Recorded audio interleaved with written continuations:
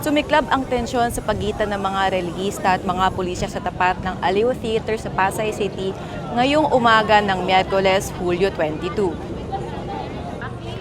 Ito ay kaugnay ng pagdating ni U.S. Secretary of State Marco Rubio para sa 59th ASEAN Foreign Ministers Meeting. Sigaw ng mga relihista ay ang pananagutan ni Rubio sa patuloy na agresyon ng Estados Unidos sa kasalukuyang giyera sa Middle East.